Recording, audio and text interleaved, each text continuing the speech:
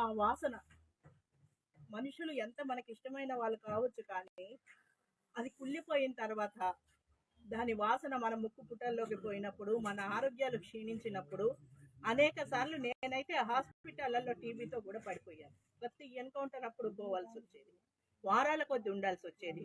ఇప్పుడైతే ఏసీ అంబులెన్స్లు మాట్లాడుతున్నాం, కానీ అప్పుడైతే మా శవాలను ఇవ్వాలి అని అంటే తీసుకుపోలేరు, పురుగులు పట్టింది కాబట్టి. ఎవరు తీసుకుపోకపోతే సంతకాలు పెట్టించుకొని అక్కడి నుండి అక్కడే హ్యాండ్ ఓవర్ చేయమని చెప్పేవాళ్ళు. తెచ్చుకోలేక చాలా మంది ఇచ్చేవాళ్ళు. అప్పుడు మేమేం చేసేవాళ్ళం అంటే ఎడ్ల బండ్లు మాట్లాడుకొని దాంట్లో శవాలను వేసుకొచ్చిన సందర్భాలు ఉన్నాయి.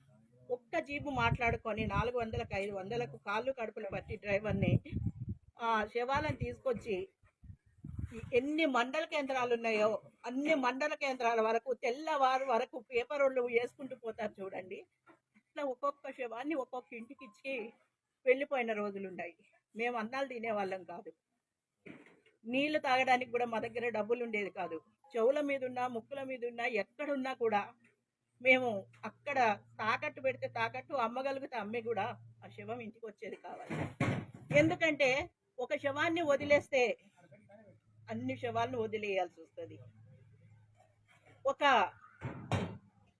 మనోధైర్యాన్ని కుటుంబాలకు ఇవ్వాలి అంటే మనం ఏం చేయాలి? ప్రాణాలు ఇవ్వలేము, అంత శక్తి ఉన్న వాళ్ళం కాదు, కానీ చేయగలిగిన పని చేయగలం కదా. సమాజంలో విప్లవ ప్రభావం ఉంది కనుక అనేక మంది మిత్రులు సహకరిస్తారు. భయమైనా కూడా చాటుకు వచ్చి ఆ శవాలను తీసుకురండి, మేము సహకరిస్తాం అనే వాళ్ళు ఉండేవాళ్ళు. మీరు అప్పో తీసుకొచ్చి ఎన్కౌంటర్ అయినప్పుడు మీ ఫోన్లు ట్యాప్ అవుతాయి కనుక అప్పో తీసుకొచ్చి వాటిని తీసుకురండి అక్క, మీరు వచ్చే వరకు మేము ఏర్పాటు చేస్తాం అన్న వాళ్ళు ఉన్నారు. అట్లా అంబులెన్స్ డ్రైవర్లను బతిమిలాడుకొని, అంబులెన్స్ ఓనర్లను బతిమిలాడుకొని 2000 3000 ఉంటే పెట్రోల్ పోయించుకొని ఇండ్ల దగ్గర వచ్చిన తర్వాత అక్కడ కూడా జమ చేసి పైసలు ఇచ్చేవాళ్ళు. కొన్నిసార్లు మేము వచ్చే వరకు ఏర్పాటు అయ్యేది. అట్లా జెండలైతేమి, దండలైతేనేమి, ఏదైతేనేమి జనము సహకరించకపోతే అమరుల బంధుమిత్రుల సంఘం లేదు. విప్లవాభిమానమే లేకపోతే ఇంత రాజ్య నిర్బంధంలో అసలు మేము ఒక్క పని కూడా చేసే వాళ్ళం కాదు. ఇది వేలాది మంది చనిపోయారు, వందలాది శవాలను తీసుకొచ్చాము. కుప్పలు కుప్పలుగా పడేస్తే చెత్తలో మనకు కావాల్సిన వస్తువు నేర్పున్నట్టు ఎవరి పిల్లల్ని వాళ్ళు ఏర్కొని వచ్చారు. ఇదంతా కూడా విప్లవోద్యమంలో ఒక హింసాత్మకమైన సంఘటనలుగా మనకు చరిత్రలో గుర్తుంటాయి. కానీ ఈ విషాదం వెనక, ఈ హింస వెనక తల్లిదండ్రుల, రక్త సంబంధికుల, బంధుమిత్రుల ఎంత ఆవేదన ఉండి ఉంటుంది. ఇక్కడ కూర్చున్న స్వరూపక్క, వాళ్ళిద్దరిని చూస్తుంటే ఆమెకేం గుర్తొస్తుందో ఒక్కసారి లేపి అడగండి. కొడుకుకు పెళ్ళయింది, కోడల్ని చూడలేదు, కొడుకు శవమని ఇంటికి వస్తుందని ఎంత యాతన పడింది. బసవరాజు అన్నతో చనిపోయినప్పుడు శవాలను ఇవ్వలేదు, దుర్మార్గంగా శవాలను ఇవ్వలేదు. ఎందుకు ఇవ్వలేదు? వేలాది శవాలు ఇచ్చిన తోట ఆ 6 శవాలను ఎందుకు ఆపాలి? ఎందుకు ఆపాలి అంటే కాశ్మీర్లో శవాలను ఇవ్వట్లేదు కాబట్టి మీకు ఇక మేము ఇవ్వము అన్నారు. అందరూ నిలబడ్డారు. ఎంత ఒత్తిడి తీసుకొచ్చినా, ఎంత ఆర్థిక ఇబ్బందులు వచ్చినా జనం సహకరించారు. వాళ్ళ కుటుంబాల నుండి కూడా అప్పులు చేశారు, సప్పులు చేశారు, వారం రోజులు కొట్లాడారు. చివరికి మీరు సంతకాలు పెట్టండి, మేము వదిలేసిపోతున్నాం అంటే మేము సంతకాలు పెట్టము, చితి దగ్గర కూడా మిమ్మల్ని రానివ్వము, సంతకాలు పెట్టకపోతే అయినా పర్వాలేదు, మేము సంతకాలు పెడితే మళ్ళీ ఇంకొకరికి మీరు శవాలను ఇవ్వరు కదా అని గట్టిగా నిలబడ్డ తల్లిదండ్రులలో ఈ తల్లి కూడా ఉంది. కోడలు రాలేదు, కొడుకు రాలేదు. ఆమె దుఃఖం ఏమై ఉంటుంది? కనీసం నా కొడుకు ఇంటికి వస్తే, నా కోడలు ఇంటికి వస్తే ఈ భూమిలో పెట్టుకొని చూసుకునేదాన్ని కదా అని ఆమె దుఃఖం. ఒకప్పుడు మిస్సింగ్ కేసులలో శవాలు దొరికేవారు కాదు, మనుషులు ఉన్నారా లేదో కూడా తెలిసేది కాదు. కొట్లాడి అలిసిపోయేవాళ్ళు. ఇప్పుడు మనుషుల్ని కూడా ఇవ్వకుండా చేద్దాం అనుకునే దుర్మార్గమైన చర్యల్ని అమరుల రక్త సంబంధికులు కొట్లాడారు. ఎందుకంటే అవి వాళ్ళ రక్త మాంసపు ముద్దలు. వాళ్ళు ఎంత గొప్ప వీర యోధులైనా కావచ్చు, కానీ అది ఆ శవాల మీద వాళ్ళకున్న హక్కు. ప్రభుత్వాలు అయితే ఏ రాజ్యాంగ హక్కు అంటున్నాయో ఆ హక్కు కోసం 25 ఏళ్లుగా బంధుమిత్రుల సంఘం కొట్లాడింది. ఇంకా ఎవరైనా మిగిలి ఉంటే కొట్లాడాల్సిందిగానే ఉంటుంది. ఎందుకంటే నాకు కలిగిన దుఃఖం ఎవరికి కలగొద్దు అని మనస్ఫూర్తిగా కోరుకుంటున్న తల్లిదండ్రులు కనుక. ఇంత దుఃఖం మధ్య ఇప్పుడు జరుగుతున్న సంక్షోభం మనందరికీ తెలిసిందే. అయినా కూడా వీళ్ళని ఎవరిని మనం పంపలేదు. వీళ్ళని ఎవరో రమ్మంటే వీళ్ళు వెళ్ళలేదు.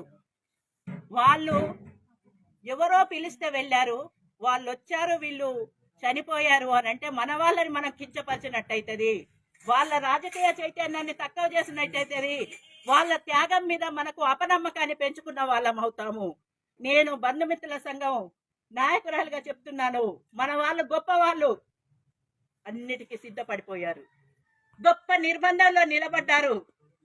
చిన్న పిల్లలుగా పోయిన వాళ్ళు చనిపోయారు, రక్త మాంసాలు నొద్దారు.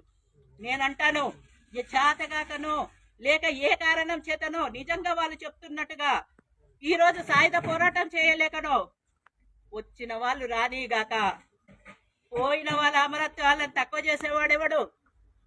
అది వాళ్ళ గొప్పతనం. ఆ గొప్పతనం ముందు మనం ఏది కూడా తక్కువగా చూడాల్సిన అవసరం లేదు. అది చరిత్ర. నేను ఇందాక చెప్పాను, భవిష్యత్ అయినా వర్తమానమైన గతమైన వాళ్ళకు సంబంధించిన గొప్ప చరిత్ర.